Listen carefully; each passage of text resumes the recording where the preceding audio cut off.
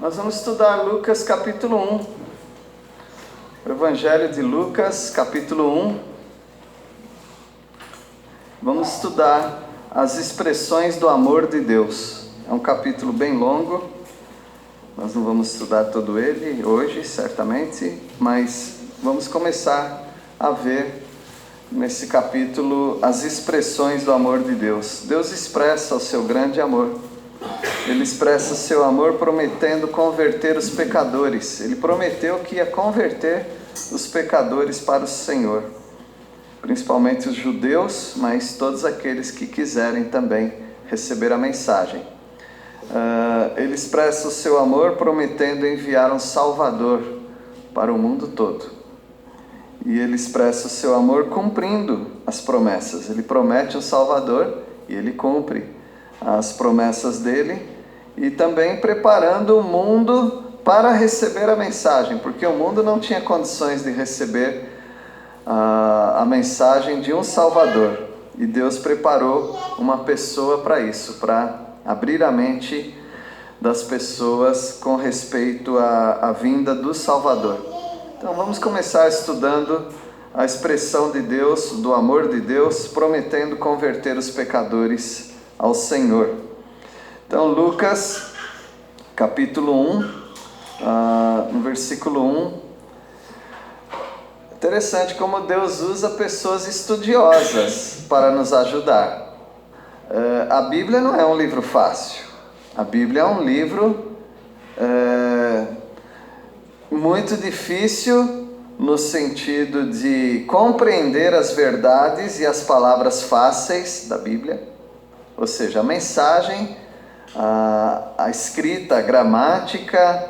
Se você domina razoavelmente a sua língua, você consegue ler a Bíblia, você consegue ler sem gaguejar até, você consegue entender as palavras soltas, mas quando você começa a juntar as sentenças, as orações, aí os pensamentos começam a ficar mais robustos, começa a ficar muito densa a leitura.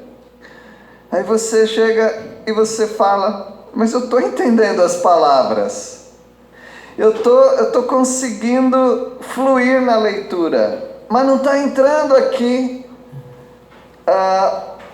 o propósito, os pensamentos.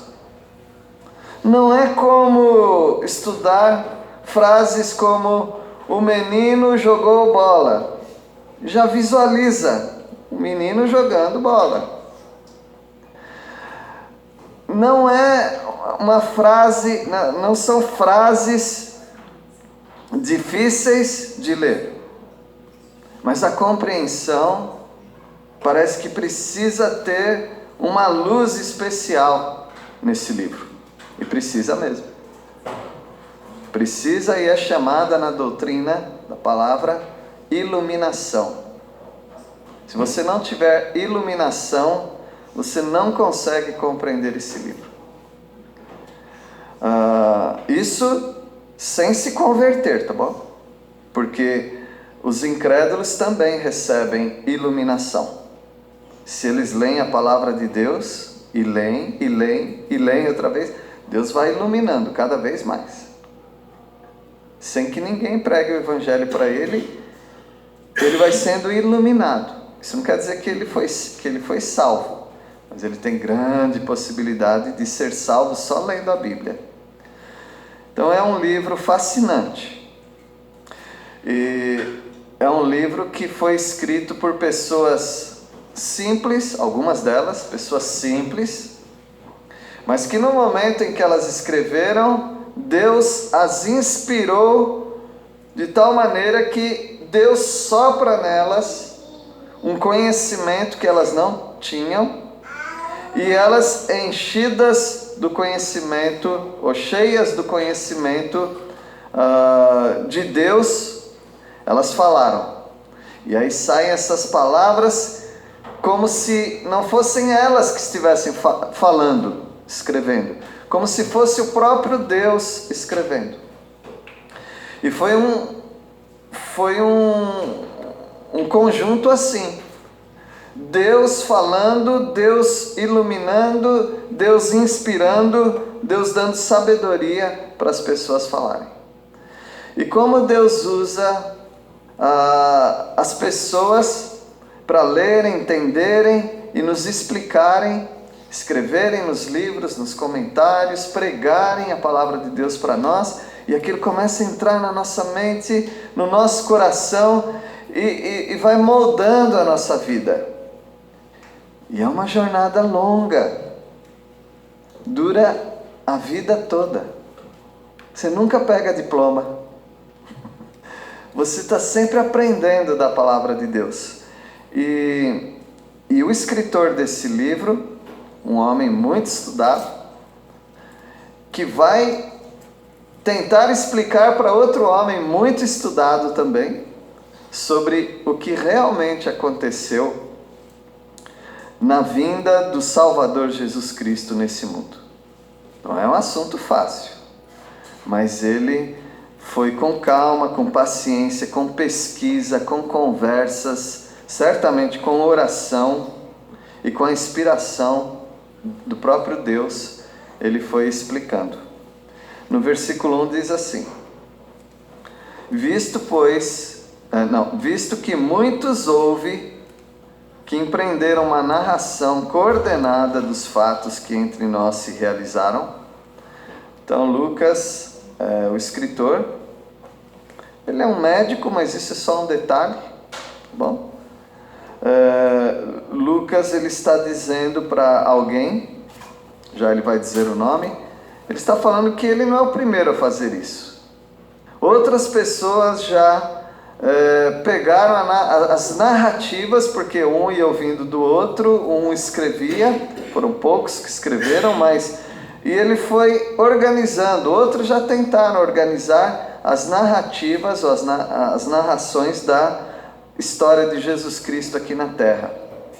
E eram fatos.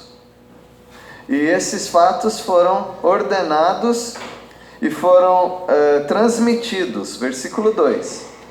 Conforme nos transmitiram os que desde o princípio foram deles testemunhas oculares e ministros da palavra.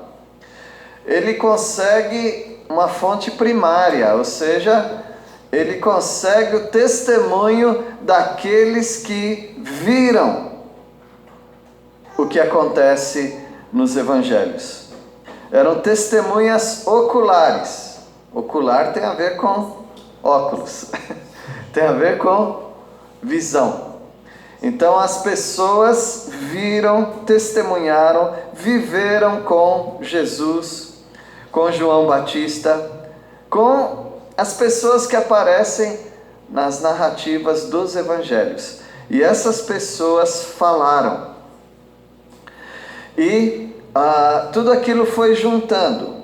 Tradição oral, ou seja, Deus protegendo as pessoas para não misturarem os fatos, e também foi protegendo a mente daqueles que foram colhendo fatos para escrever, e saiu um livro de milagres, um livro, a palavra de Deus. E eles foram ministros da palavra, servos da palavra de Deus. E Lucas, ele é um garoto de recados, é um estudante, mas ele está passando um recado de pessoas que viveram com Jesus, que viveram toda a história do Evangelho, e ele está explicando para essa pessoa, amigo dele, tudo o que aconteceu. No versículo 3, igualmente a mim me pareceu bem, depois de acurada investigação de tudo desde sua origem, dar-te por escrito, excelentíssimo Teófilo, uma exposição em ordem. Lucas, ele sabe que outras pessoas já fizeram isso, mas Deus o chamou para fazer isso também. A ele pareceu bem, Deus tocou no coração dele, ele falou: eu tenho que fazer isso também. Eu tenho condições de fazer isso. Deus vai me dar condições. Eu vou juntar fatos, eu vou fazer uma investigação acurada, ou seja, uma investigação exata. Então, imagina Lucas pegando, lendo, estudando, conversando, entrevistando, de médico passou para repórter investigativo. E ele faz isso com todo prazer, mas com muito trabalho. Então a palavra nunca chega até você sem que tenha dado trabalho para alguém. Estudar, investigar, orar. E ele está escrevendo para um amigo dele pelo título que ele usa, Excelentíssimo. Então é um magistrado, talvez um juiz, um promotor, alguém estudado, alguém da alta sociedade, chamado Teófilo. E ele quer colocar uma exposição em ordem. Ele tem uma didática muito boa, ele coloca tudo em ordem. Então, dos evangelhos, Lucas é um dos que coloca as coisas bem em ordem, bem sistemático. Era uma pessoa de mente bem organizada, diferente de Marcos, né? O João Marcos, né? Ele escreve, ele é o homem da ação. Eu quero ver as coisas acontecerem. E ele vai relatando muitas coisas muito rápidas, mas Lucas não gosta disso. Lucas é aquele homem pensador, e ele quer passar dessa maneira para Teófilo. Então, meus irmãos, vocês estão diante de um livro muito cuidadoso. O Evangelho de Lucas é um evangelho que você precisa, igual um relojoeiro. Pega uma pinça e vai pegando peça por peça e montando e vai construindo na sua mente, na sua vida. E você, ao estudar Lucas, você vai se tornar uma pessoa também minuciosa, bem cuidadosa com os detalhes, porque são os detalhes de Deus para você.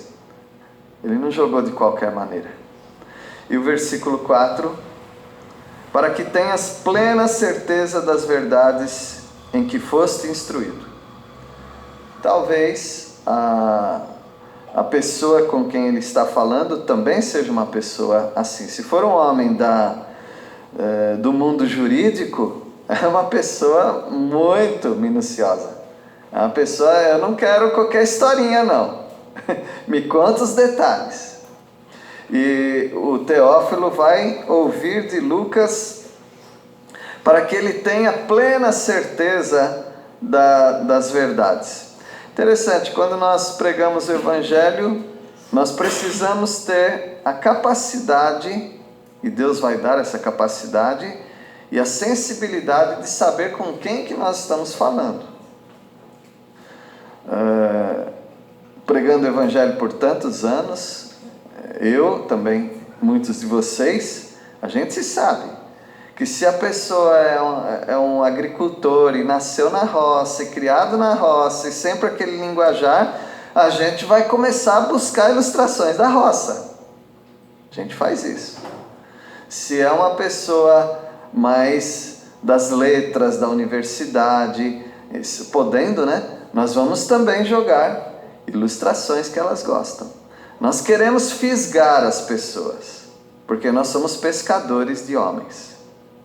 E nós queremos trazer para as pessoas algo que seja a palavra de Deus, mas também com a ajuda de ilustrações que deem a elas interesse.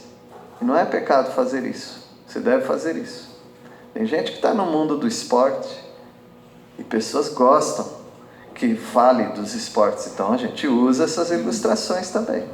O apóstolo Paulo foi um homem muito versado.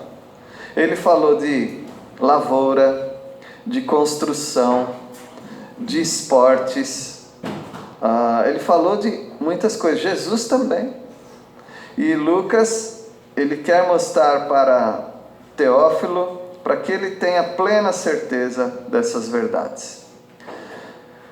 Dediquem-se para as pessoas com quem vocês estão falando. Tenha respeito por elas, ame essas pessoas e levem o bom conteúdo da palavra de Deus.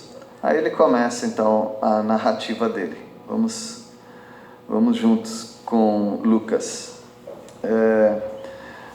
Deus usou pessoas bem estudadas como Lucas para contar para nós, para explicar o Evangelho. E Deus usou também pessoas que teriam uma participação muito importante nesses eventos até chegar o Salvador para nós. Na história da redenção, nós temos o Redentor, mas trazendo todo um contexto desse Redentor, nós temos muitas pessoas que Deus usou, como você também. As pessoas que vão ouvir o Evangelho e que serão salvas, elas terão várias pessoas talvez que ajudarão a compreender, e você é uma dessas pessoas, para ajudar as pessoas a compreender o Evangelho. Então Lucas, ele vai relatar como que funcionava o templo. Então, versículo 5. Nos dias de Herodes, rei da Judéia, houve um sacerdote chamado Zacarias, do turno de Abias. Sua mulher era das filhas de Arão e se chamava Isabel. Pronto, esse versículo aqui já é suficiente para alguém dar a volta e falar: estou correndo desse livro, não estou entendendo nada. Mas Lucas, certamente ele explicou para Teófilo, está explicando para nós, e eu também tenho que explicar para vocês algumas coisas. Herodes era o rei. Israel não teve mais rei, tá bom? E por que ele é rei da Judéia? Porque ele é um alto funcionário de Roma. Então, na verdade, ele é um rei fabricado. Roma fabricou um rei para colocar ali na Judéia. Mas nós não temos rei. Não, agora vocês têm um rei porque eu estou colocando o rei para vocês. Então era um rei falsificado, um rei romano que não tinha nada a ver com os judeus, na verdade. Mas ele era rei da região da Judéia. E tinha um sacerdote, aí sim, sacerdote é o ramo dos judeus, né? Que cuidava lá do templo, e ele chamava Zacarias, ele era do turno de Abias. Algumas versões falam a ordem, mas a melhor mesmo é turno. Por quê? Os sacerdotes, pensa num templo grande. Quem já foi num estádio de futebol, pensa em dimensão grande, corredores grandes, onde milhares de pessoas podiam andar naqueles corredores. Havia turnos, isso aí você vai encontrar tudo em 1 Crônicas, lá pelo capítulo 20 em diante. Havia 20 mil, na época tinha 24 mil, calcula-se que nessa época aqui tinha uns 20 mil sacerdotes. Muita gente, né? Eles tinham 5 festas importantes, e 3 eram muito grandes. Nessas 3 festas, 20 mil sacerdotes trabalhavam juntos, eles não tinham folga. Mas nos outros dias, eles trabalhavam de sábado a sábado. Uma semana, um grupo de sacerdotes. Eram 20 mil, então se separava por semana, você tem aí na semana 52 semanas. Mais ou menos 800 a 1000 sacerdotes por semana. Eles trabalhavam, era o turno deles. Então eles trabalhavam 2 vezes por ano. Quem queria um emprego desse aí? Eles trabalhavam 2 vezes por ano, durante uma semana, diretamente no templo. Agora, 800 pessoas trabalhando no templo naquela semana, quem faz o quê? Eles sorteavam. Eles sorteavam para cada dia. Hoje você vai cuidar do altar de incenso. Hoje você vai cuidar dos pães da preposição. Você vai cuidar do luzeiro, vai colocar óleo ali no candelabro. Você vai cuidar do altar. Muita gente, muito trabalho. Todo dia eles sorteavam. mas nós entendemos que Deus mexia no sorteio. E cada pessoa ia onde realmente Deus queria, mas era sorteio, tá? Eles faziam sorteios. 800 trabalhadores naquela semana, e cada dia eles fariam uma coisa. E havia 24 turnos desses trabalhadores, 800 mais ou menos, e tinha nomes os turnos. O 8º turno era o turno de Abias. Lá do passado ganhou esse nome por causa do sacerdote Abias. Então essas pessoas trabalhavam nesse turno, o 8º turno, e Zacarias foi sorteado para estar no altar de incenso, cuidar lá da perfumaria toda do altar de incenso. A mulher dele era descendente também de sacerdotes da família de Arão, e o nome dela era... Qual é o nome dela? A gente sempre vai ler esse nome errado, porque só no Brasil que nós vamos ter esse nome. O nome dela era Elizabeth, tá bom? O nome dela era Elizabeth, mas na nossa versão ficou Isabel, e ninguém tira da nossa cabeça que era Isabel, mas o nome dela era Elizabeth para todo mundo, mas para o brasileiro é Isabel. E para algumas línguas, algumas bíblias, versões também em espanhol.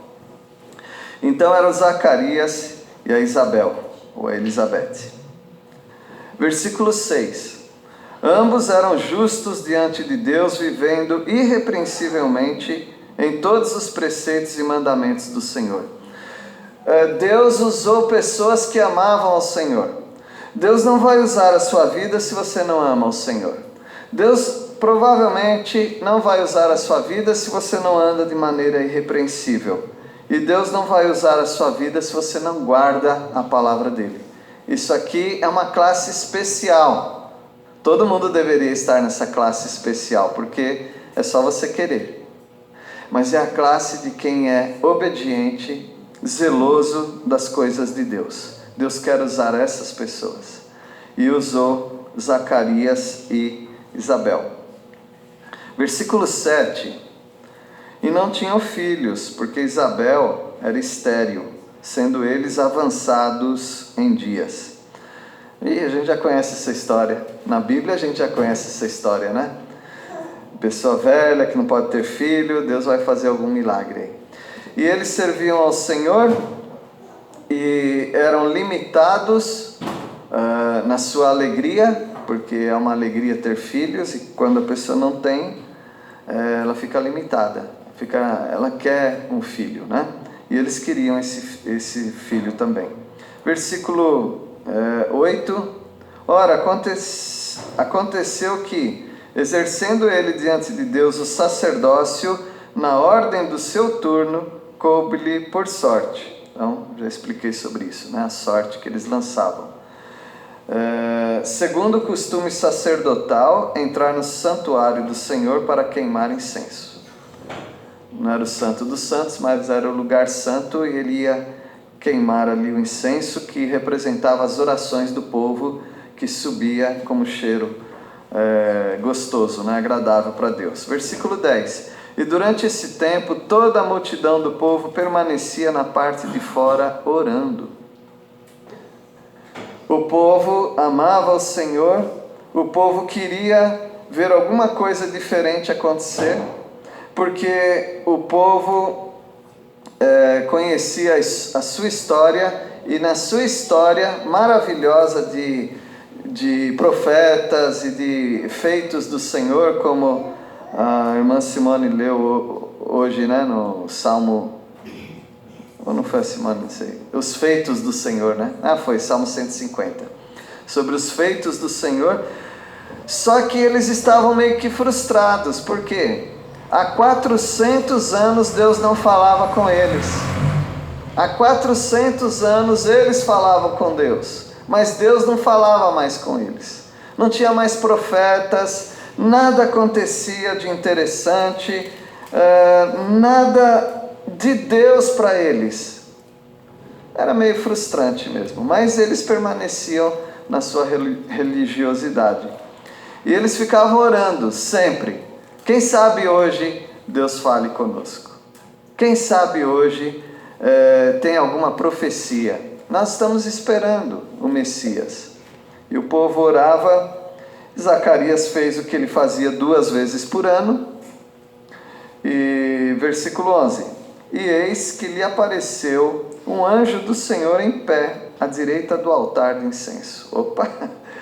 Estamos vendo alguma coisa acontecer, né? Alguma coisa acontece depois de 400 anos. Deus volta a falar com o povo. E um anjo do Senhor, ele se coloca ali no altar que ele estava trabalhando. Imagina o susto que ele levou. E versículo 12: Vendo Zacarias, turbou-se, apoderou-se dele o temor. Quer dizer, ele está servindo ao Senhor, e todo mundo quer que Deus fale com eles, que Deus se apresente, mas crendo e não crendo ao mesmo tempo, né? E Zacarias, ele fica perturbado com aquilo e fica com muito medo também. Deus está preparando o caminho para alguma coisa. Versículo 13: Disse-lhe, porém, o anjo: Zacarias, não temas, porque a tua oração foi ouvida. E Isabel, tua mulher, lhe dará à luz um filho, a quem darás o nome de João. É impressionante como o anjo sabia o que Zacarias, ou pelo que Zacarias estava orando. Talvez você pensasse, Zacarias estivesse orando: ó Deus, mostre uma revelação que apresente o Messias de Israel. Não, isso aí talvez ele pensasse como você pensa na vinda de Cristo, não pensa? Na vinda de Cristo. Mas eu estou pensando mesmo como pagar a conta nessa semana de alguma coisa, né? Eu estou pensando mesmo como tirar nota para que vai ter durante a semana. Estou pensando coisas mais do dia a dia. E ele também. Ele pensava, mesmo sendo velho, ele pensava: será que vou morrer sem ter um filho? A Isabel nunca vai ter um filho? Ele pensava nisso. E Deus juntou 2 coisas: sua necessidade, seus sonhos, sua vida diária, com algo celestial, magnífico. Ele conseguiu, Deus consegue, né? Juntar as 2 coisas. Quem sabe Deus vai fazer isso com você também. As coisas do dia a dia, seus projetos pessoais, eles tenham um fundo divino. Deus quer usar isso aí para a glória dele. Versículo 14: Em ti haverá prazer e alegria, e muitos se regozijarão com o seu nascimento. Eu li o 13? Li, né? Li. Tua mulher dará à luz um filho. Darás o nome de João. Então vai ser uma alegria para você. Então notem que para Zacarias, a alegria de ter um filho. Para Deus, o propósito dele se realizando. Então Deus, ele pode unir as 2 coisas. E o Salmo diz, não é? Salmo 37, versículo 4, né? Eu acho. Diz: agrada-te do Senhor, e Ele satisfará os desejos do teu coração. Nós temos 2 partes aí: a vontade de Deus e a nossa alegria. Você quer ter alegria, você quer ter felicidade, você quer ter sucesso, mas Deus também quer que você faça a vontade dEle. Não precisa estar uma coisa contra a outra. Pode juntar a fome com a vontade de comer. Você se alegrando e Deus cumprindo o propósito dele na sua vida. Versículo 15: Pois ele, o João, né? Pois ele será grande diante do Senhor, não beberá vinho nem bebida forte, e será cheio do Espírito Santo já do ventre materno. Ou seja, vai ser um menino usado por Deus, e você já tem que prometer: que ele vai seguir os preceitos, porque a Bíblia diz que eles viviam irrepreensivelmente em todos os preceitos e mandamentos do Senhor. Então eles conheciam: vocês vão ter que cumprir o que Levítico capítulo 6, ou Números capítulo 6 fala: eu quero fazer do filho de vocês um nazireu. E para isso você já tem que prometer antes dele nascer, que vocês vão impedir dele comer uva, beber vinho e cerveja. Bebida forte, na verdade, é cerveja, tá? Mas vocês vão impedir de que ele tome essas coisas, porque ele vai ser um nazireu. Não é que era pecado tomar essas bebidas, mas para ele ia ser pecado, porque Deus o escolheu e o separou para isso. E já o Espírito Santo ia trabalhar desde o ventre. Isso não quer dizer que ele estava se convertendo lá no ventre da mãe, tá? Mas isso quer dizer que o Espírito Santo tinha uma tarefa para ele e ele ia cumprir. Como Sansão também, muito parecido com Sansão e com Samuel. O versículo 16, nós vemos que ele vai usar preceptores, ou seja, pessoas antes do Salvador. Deus já está preparando o caminho para vir o Salvador, mas Deus não tem pressa, e Deus vai abrindo o caminho e vai usar Zacarias, Isabel e João até que venha o Salvador. Versículo 16: e converterá muitos dos filhos de Israel ao Senhor seu Deus. Há uma promessa. Deus expressa o grande amor dele, prometendo isso, que ele vai converter os pecadores. Eu não tenho dúvida nenhuma, meus irmãos, que essa promessa vai até hoje. Deus está prometendo que vai salvar pecadores. Mas ele vai salvar através da pregação da palavra. Por isso nós temos que pregar. Eu garanto, se você se colocar nas mãos de Deus e falar: eu quero ganhar pessoas para Cristo, Deus vai te dar pessoas. Você vai ver pessoas sendo salvas através da sua vida. Versículo 17: e irá diante do Senhor no espírito e poder de Elias, para converter o coração dos pais aos filhos, converter os desobedientes à prudência dos justos e habilitar para o Senhor um povo preparado. Zacarias, o seu filho, vai ser uma bênção, porque ele vai vir antes do Salvador desse mundo todo, antes do Messias, mas o seu filho vai ser a pessoa mais importante que já pisou nessa terra, porque vai ser a pessoa que vai abrir o caminho para o Salvador. Irmãos, não teve nenhuma pessoa mais importante do que João, o João Batista, filho de Zacarias. Não está exagerando um pouquinho não, pastor? Tem tanta gente boa. Não estou exagerando. Por que eu não estou exagerando? Alguém sabe por quê? Porque Jesus falou. Jesus afirmou: dos nascidos de mulher, não houve ninguém igual a João Batista. Então, se você pensava que era a pessoa mais importante do mundo, eu quero dizer, você é a segunda pessoa mais importante do mundo, tá?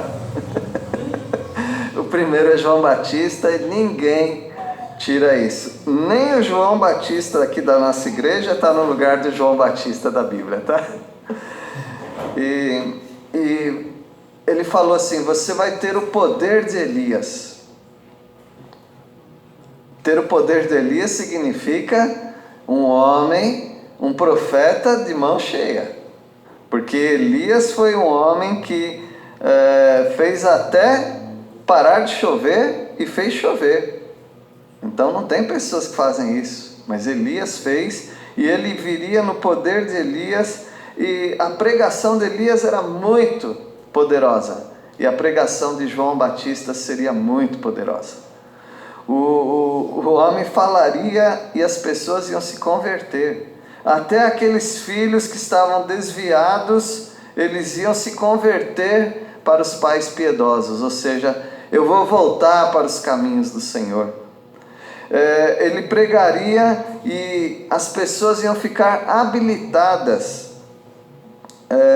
para se tornar um povo esperando o Salvador. Então esse era o homem, o João Batista, né? Seria o homem que não faria, um homem que faria mais do que todos os outros pregadores fizeram. Isaías não fez isso. Isaías falou: quem creu na nossa pregação? Eu prego, ninguém crê? Mais do que Jeremias e Ezequiel. Ou seja, vocês vão pregar para um povo que não vai ouvir. Mas João Batista seria, como se diz, fora da curva. Ele seria o último profeta do Velho Testamento, mas ia fechar com chave de ouro. Ou seja, um homem que ia pregar e as pessoas iam se converter, e as pessoas iam querer se batizar, e você já pode imaginar o João Batista com um monte de gente seguindo, porque ele ia ser um pregador poderoso. Valeu a pena a espera de Zacarias e Isabel, não é? Pois bem, meus irmãos, tem muitas outras coisas para falarmos, mas vamos ficar aqui por enquanto. Um texto maravilhoso, mostrando que Lucas foi estudioso e ele ia realmente convencer Teófilo que essa mensagem é uma mensagem digna. E aprendemos também sobre turnos dos sacerdotes. Aprendemos que não foi por acaso que Zacarias estava naquela hora, naquele horário, naquele turno. Podia acontecer em outros, mas Deus queria Zacarias. E também aprendemos que o filho de Zacarias seria um homem muito importante, muito especial, porque ele que apresentaria Jesus Cristo ao mundo. Uma bênção isso.